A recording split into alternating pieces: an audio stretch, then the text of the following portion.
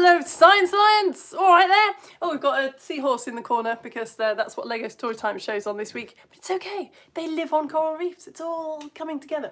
No, that's just request for the next show. It doesn't matter. Hello, it's lesson 3 of coral reefs. We've done a beautiful big map of where coral reefs can be found. We've built in the second lesson some models looking at the anatomy of coral. Now we need to look at coral bleaching, which is a very sad topic, but we're also going to look at coral colour, how they get their colour, going to look at a very famous artist and do a painting in the style of this very famous artist. So the first thing I would like to do is get a piece of A4 paper, fold it in half, and you basically need to paint each half a different colour. So we're looking, all right, I'll tell you, it's a spoiler. We're looking at the work of Henri Matisse later in the lesson. Henri Matisse was very famous for, among other things, using contrasting colours. So you only need 2 colours of paint, and it would be good if they were sort of opposites, like blue and yellow, or red and green, anything that looks really contrasting. So all I want you to do, this is what Henri Matisse did, is paint one half of the paper one colour, one half of the paper the other colour, but you've got to make sure it's really thin because we're going to end up cutting it out and sticking it. So the paint has got to dry really quickly. So, and every time, I've done this twice on Facebook, and every time I've been like, do really, really thin layer, and then I've got carried away. But what I'm looking for is something like this, right? Just a little blob of paint. It's already too much, isn't it? And then just paint it. It doesn't matter if you don't go over to the edges because we're going to cut it out anyway. Yeah, that is way too thick, but it is brighter. Oh, it's such a dilemma. There we go. Do it thinner than that, please. Oh, it'll be fine. So can you do both sides different colours? So I've done one side yellow, I'm going to do the other side purple, and then I'm just going to set it aside and hope desperately that it dries. I mean, I'm finding this really fun. I think the artwork that we end up making is really beautiful. So if it's not dry in time, you can always wait and do it later, or maybe you might want to do some more. While we're doing that, we need to do a little bit of revision on how plants work, which seems weird because we've talked for 2 weeks about how coral is not a plant, it's an animal. Coral is an animal, but just bear with me, we need to look at how plants work. Some of you have done this with me already, some of you haven't. Either way, I've got a question for you. How do plants work? Which of these particles goes into a plant and which goes out? And do any of them do neither? So I've got just 4 kind of balls here, particles of water, oxygen, carbon dioxide and sugar. Can you tell me, remember if you have ever known this, or just think about it and I'll tell you in a second, which one of those, water, oxygen, carbon dioxide and sugar, go into a plant, which of them come out and which of them does neither? While you're thinking about it, I will very quickly put some purple paint on this bit of paper. So yeah, think about that question and also be painting your paper, please. Bit of pocket ball. You done? Okay, so I feel like most of you probably know that water goes into a plant. Some of you may have watered plants. Well done you if you have. That's right. And also, fantastically for us, carbon dioxide, the gas which is causing global warming. Humans are giving off a lot of it. It's heating up the planet. Plants take that in as well. It's nice of them, isn't it? Sugar, it doesn't go in really or come out, but it gets made by the plant. The plant takes those ingredients, uses the energy from the sun, and makes sugar. And finally, oxygen comes out, doesn't it? That's the oxygen that you're breathing in right now is almost certainly given off by a plant or a plant-like thing that lives in the ocean. There we go. So just to recap, plants turn water and carbon dioxide into sugar and release oxygen. Yay!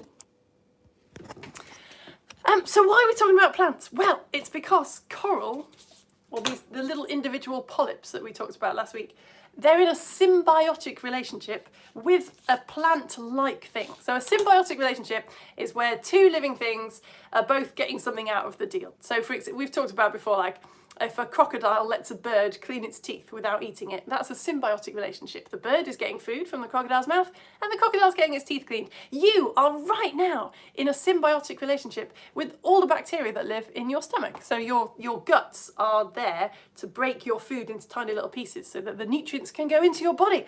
But on your own, you couldn't break your food up into small enough pieces. You need your little gut pets, your little bacteria, to digest your food for you.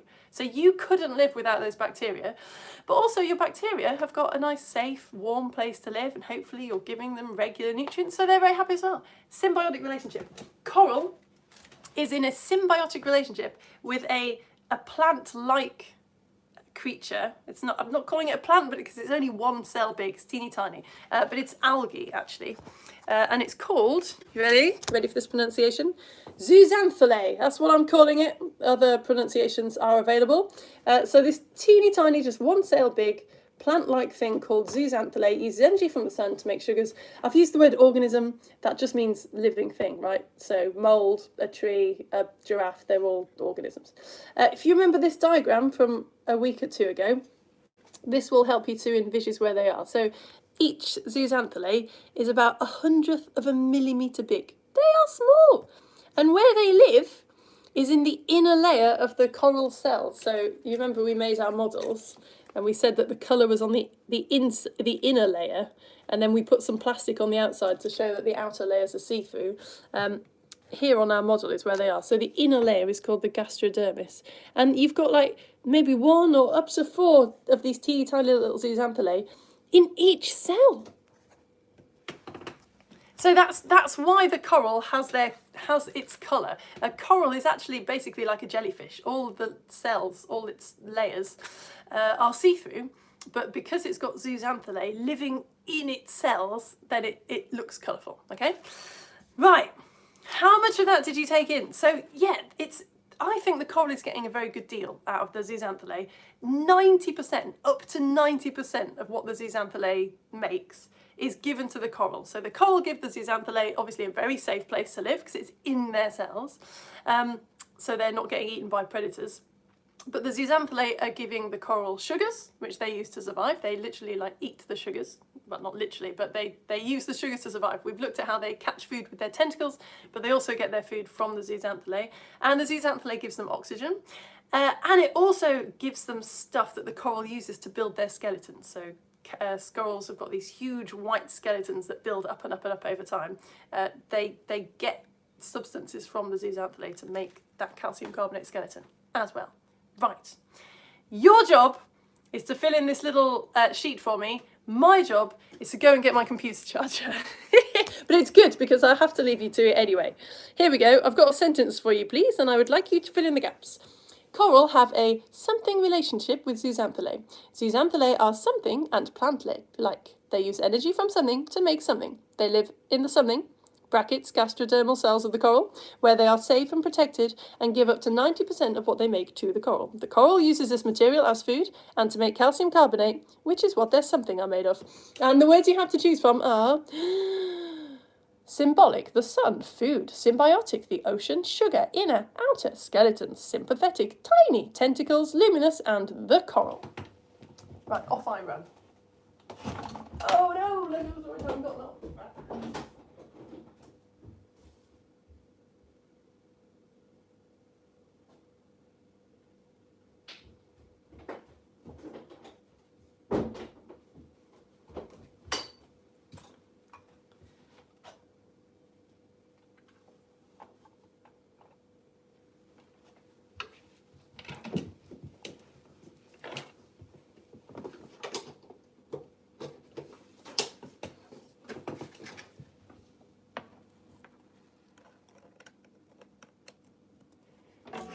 There we go.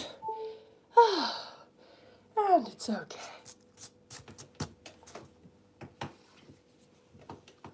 How are you getting on? If you're like, oh, this is so easy, I've given you quite a tough question here, if you've finished. Coral do get some of their food from zooxanthellae, and they get some from elsewhere.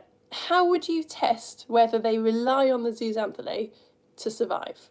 So you're in a lab, you've got some live coral. What could you do to test whether the zooxanthellae are actually like keeping the coral alive or whether the coral can survive without them. What are you going to do?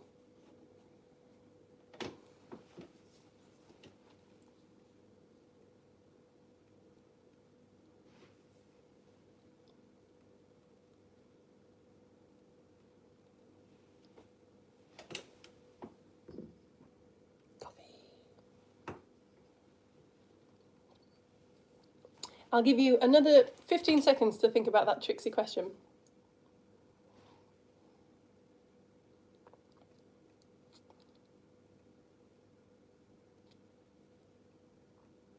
If you're saying take away the coral's food and see if it dies, that's close, but it's not right. If you're saying take away the zooxanthellae, you can't really do that, can you? There's not really any way of doing that and making it a fair test.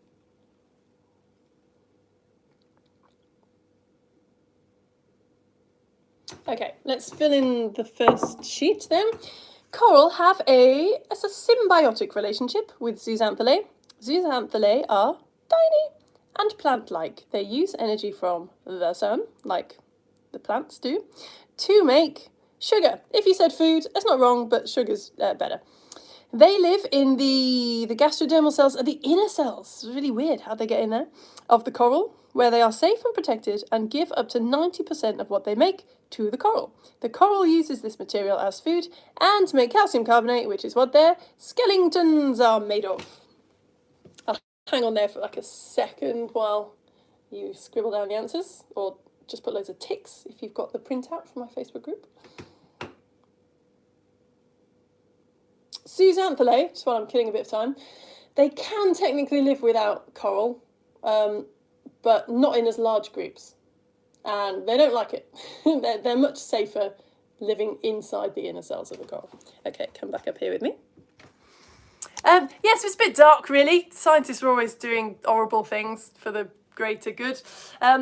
What they did was, so, I mean, one of many studies, but you could just turn the lights off, right? If you've got living coral with zooxanthellae in its cells, you could give it in the tank all the food that it needs, all the tiny crustaceans that it could grab, but you could just make it be completely dark in the room so the zooxanthellae can't make their sugars. And in studies that did that kind of thing, the coral did die. So we know that coral does depend on the zooxanthellae to survive, at least in the long term. So this lesson is about coral bleaching.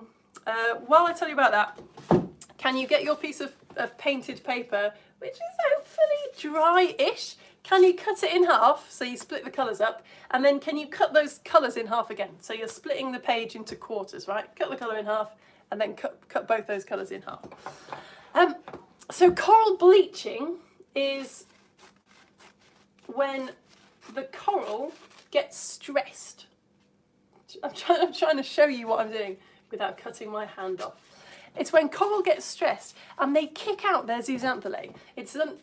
Sometimes you read that the zooxanthellae leave, but it's a bit more. There's a bit more to it than that. Coral are actually kicking out the zooxanthellae. They're like evicting them from their homes. Like, no, you can't stay here any longer. And obviously, because the actual coral itself, the animal, its cells are see-through, then suddenly all you can see, because there's a lovely colourful zooxanthellae have gone, is the skeleton like inside the coral, which is why it's called coral bleaching, because the coral appears to be white. It's not actually white, it's just lost its colour. So you can see the white skeleton underneath. So my question to you is, because I didn't know this, I feel like a lot of us probably know that coral bleaching is when coral gets stressed and it looks white. I didn't know why the coral were ejecting their zooxanthellae. So there's a few ways that coral can get stressed. It might be that it's got a disease. It might be that the temperature of the ocean goes down. But usually the most common thing, certainly that we talk about, when coral gets stressed and they kick those zooxanthellae out, it's because they're getting too much light. Like apparently if the ocean is very choppy, then that kind of breaks up the light. But if it's an unusually calm ocean, then loads of light hit the coral. And also when the sea is warm. So I put it to you. See if you can work this out. They were doing really well with this on Facebook yesterday. Coral bleaching is coral kicking their zooxanthellae out, usually because of high ocean temperatures and increased light. Why might too much light mean that the coral eject the plant-like zooxanthellae? There is a slight clue in the question. Why might too much light cause the coral to eject the plant-like zooxanthellae?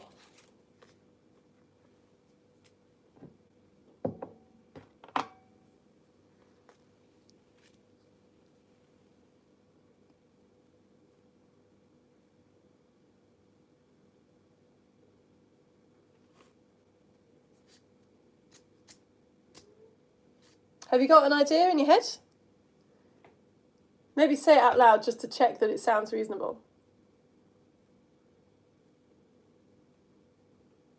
A lot of people on Facebook were saying because it makes too much food, because that it just gets a sugar rush. That's not quite right, but it's very, very close. So if you said because the zooxanthellae are making too much sugar and the coral are getting a sugar rush, that's nearly right. It's the oxygen.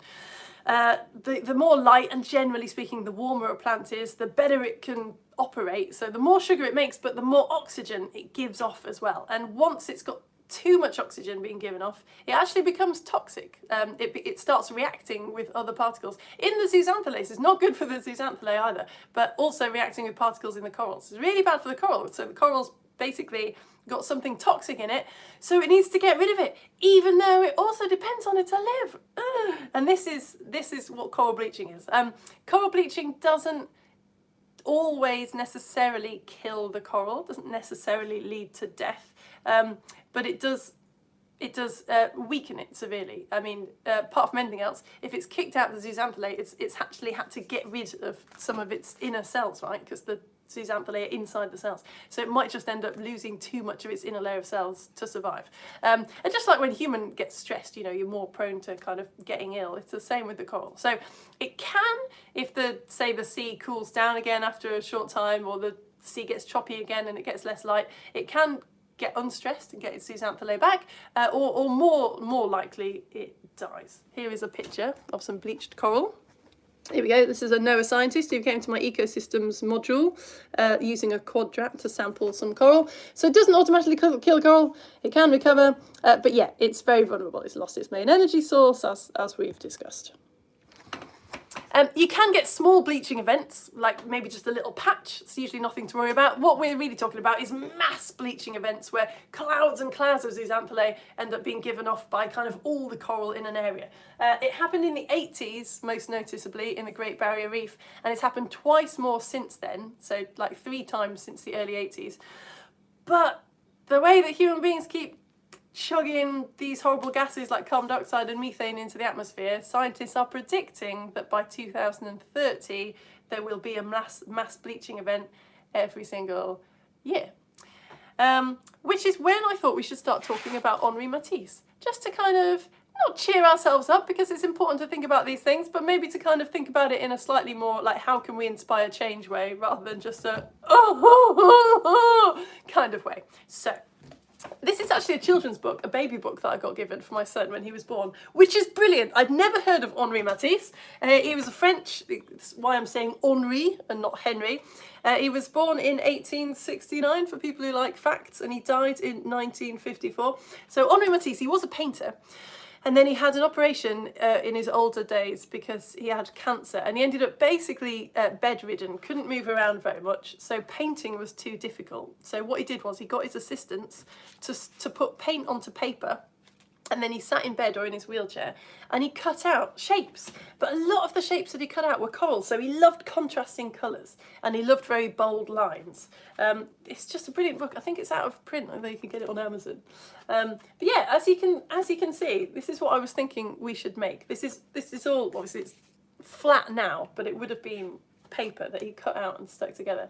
I'll show you his most famous. So you can see they're all really contrasting, right?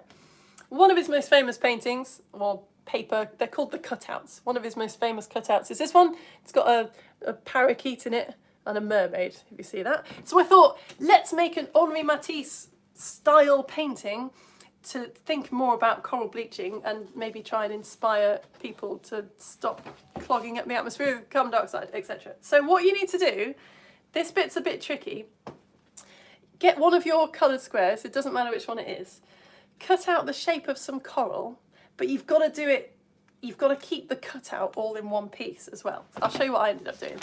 This is one that I did in the first lesson. So you say I used orange to cut out my coral. You've got to make sure that the bit that you cut out, the cutout is also like all one piece and lovely, because you're going to stick it to a bit of paper. And it doesn't matter if you go wrong and slice it in half, because you can stick it back on again, but it does look better if it's all one piece. And that's what Henri Matisse used to do. So I'm gonna do it too. Okay, let's do this. It doesn't matter what shape it is. We're going to chat about how there's all kinds of different shapes of coral. But yeah, I should have used purple actually. Is it too late? No, it's not too yet. I'm going to use purple because it's just a bit drier than my yellow. So the reason that Henri Matisse, it turns out, used to do a lot of work around coral, did a lot of coral cutouts, is because he had been to Tahiti.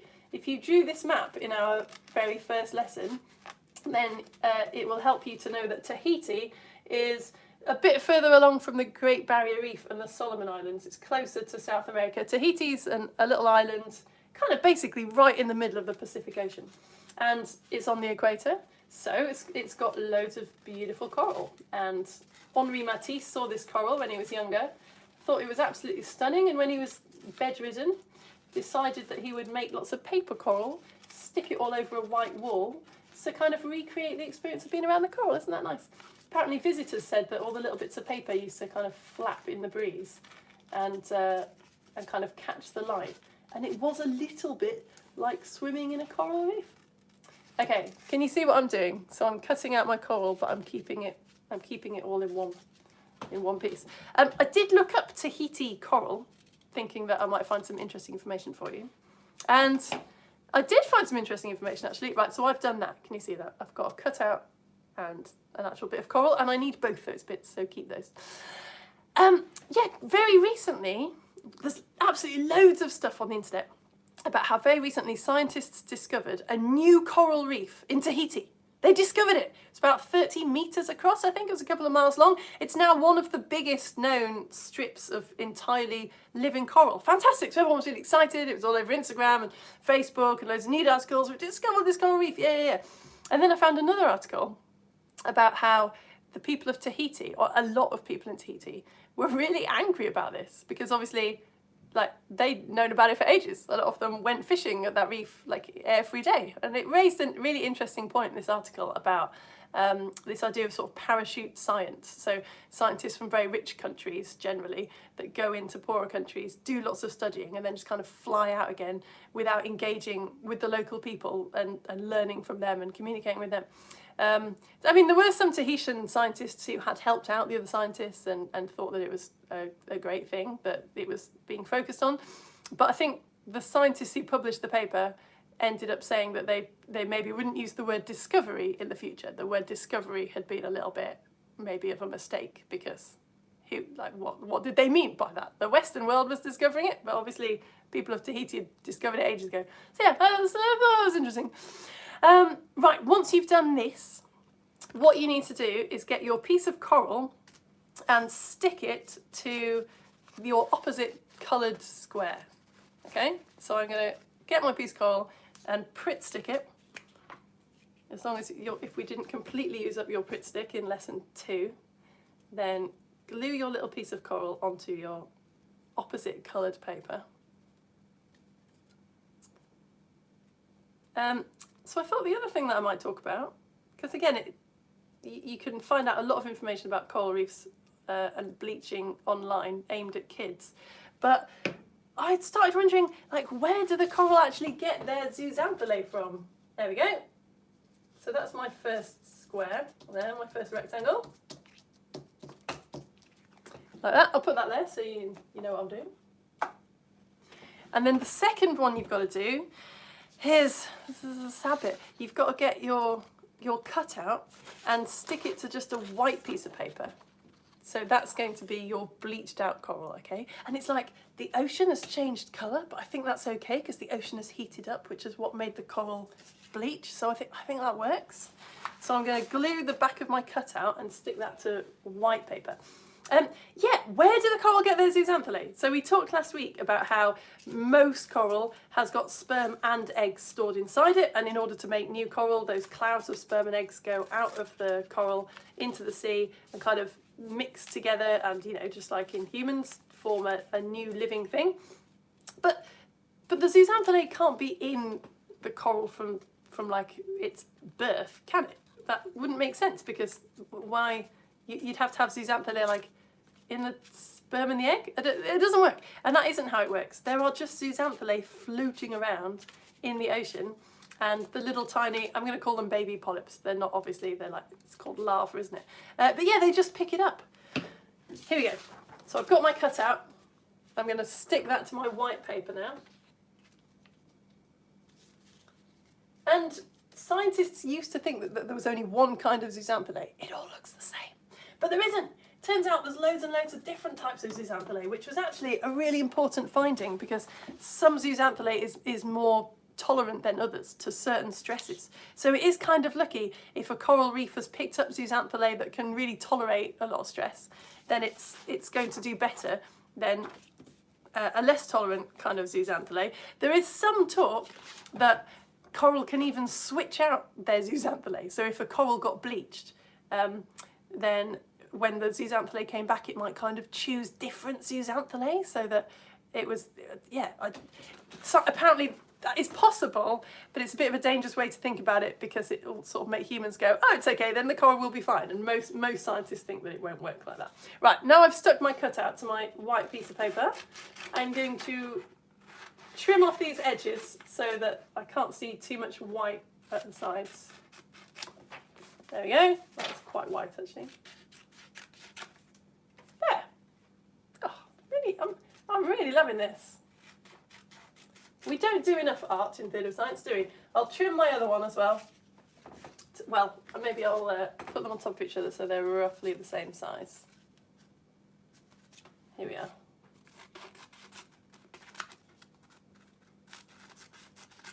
And then the last one, well, you can kind of be the artist here for the last one. What I've been doing, but it is really sad, is I've just been getting the first colour of the sea again. My yellow's still a bit wet, so it's tearing. Don't worry, we had on Facebook, we had a big, oh no, mine was still wet, so it's torn gang. That's fine, everyone's in that gang. So you've got two now. You've got the nice colourful coral that's still got its zooxanthellae in the ocean, which is a reasonable temperature. And hopefully you've got your bleached white coral in an ocean that has changed temperature. What I was doing for the last one was just cutting out the first coloured sea again, and then just leaving it plain to show that there were no coral in the world anymore, because it has been bleached and it has died. But you might want to be a bit more positive than that. You might want to make a few more colourful coral pictures and maybe point to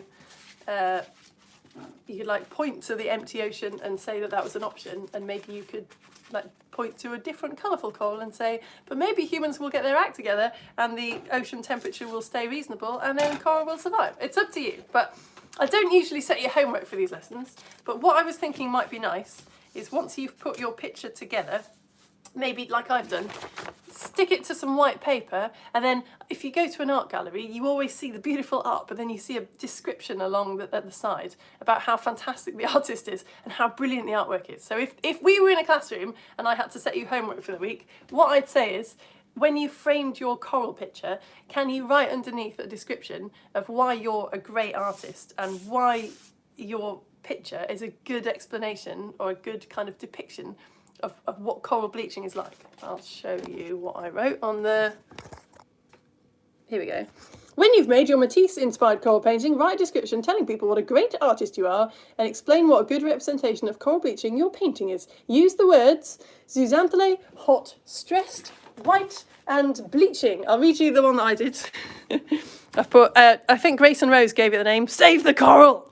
Lara Stafford, 1982 plus, is famous for melding art and science. Her unique eyescapes tell a story and inspire political change. In the first panel of her masterpiece, Save the Coral, contrasting colours are used to show a bright, healthy polyp. Note the use of paint on paper to show how the animal and zooxanthellae are indistinguishable from each other. Right? Because like you look at a coral, you can't see the zooxanthellae, you can't see the difference between the zooxanthellae and the coral. And like when you look at paint on paper, you can't really see the difference. Yeah, so it's good art. The second panel, shocks with white. The artist has expelled the zooxanthellae paint and the paper underneath is revealed, just as the polyp is revealed during coral bleaching. Note that the ocean has changed colour, a reflection of how rising sea temperatures are causing this sad phenomenon. The final panel shows a world without coral, a world without colour. The ocean temperature has returned to previous levels, but it is too late. A poignant reminder of how vital it is to act now to save the coral. So there you go. I was being a bit tongue-in-cheek then because I do think that a lot of those artist descriptions are totally ridiculous. But I hope that you're looking at a picture that you're actually really proud of. I'm very happy with that, and I think there's a lot that you could see in there. Some people were going to stick them up all over their lampposts, all over their area to try and educate people. If you want to do that, totally feel free. Okay, you know, that is the end of the lesson. If you do end up doing that, if you actually make a poster, please post it somewhere on my Facebook page so that I can see it. I've had some really gorgeous examples. I'm really enjoying it. I love seeing your work. If you would like to support me, you can, as usual, if you are using me as a resource. It's still the cheapest free lesson that I've come across. Because I'm not on Zoom, I can kind of afford to ask for less support, if you like. So most people who watch are sending me £5 a month. If you can't, don't worry about it. Just keep sharing and talking about me and telling people about me and like liking and subscribing and all that stuff. That is also incredibly helpful. But the only reason that I can do this job is because some people are paying my wages. So if you go to my About section, it takes you to this website called Coffee, where you can support me with £5 a month. And I'll send you Theatre of Science magazine. If you're watching this and you do support me, Theatre of Science magazine is on Weeds, the next issue, and I'm on it. I'm really sorry. I was planning to have it to you a long time ago, but it's still in the pipeline. It's just taking ages because I've been busy. But yeah, I haven't forgotten about you. I am working on it, and I will tell you when to get excited. But if you sign up now, then I'll send you this past magazine on mould to tide you over. It's really good. I'll send you some rainbow glasses as well. Right, because I'm live on YouTube, I'm just going to go over to my Facebook page and see if anyone has said hello. Because I know some of you are having a science day along with me, right? We've done the Lego Storytime, or you'll be doing the Lego Storytime, maybe at 2 o'clock on YouTube, about seahorses. Sorry, where do we get the Save the Coral seats from? Ah, Jack and Mary, it's in the comment. Did you find it? Scrolling down. Oh, Jack has graduated to the IGCSE. Nice. Mary, hello, good to see you. All right, Suki and Arza and Salah, hello. You're on Science Day, aren't you? And Imogen and Ophelia, hello. Happy Science Day, everyone. Hi, Nor, hello. I feel like you might be into seahorses. You're into newts, you know? They all like live in the water. Hashtag not a biologist. So, Suze, yeah, unusually for me, in the comments of the post that you're posting on, I've put a link to the printouts if you want them, although it's a bit late now, I guess. Right, yeah, that's it then. Brilliant. Thank you for coming, you lot, and thank you for commenting. It does make a huge difference. So I'll see some of you for Lego Storytime at 2 PM, or see you next week for another lesson on coral reefs. Bye!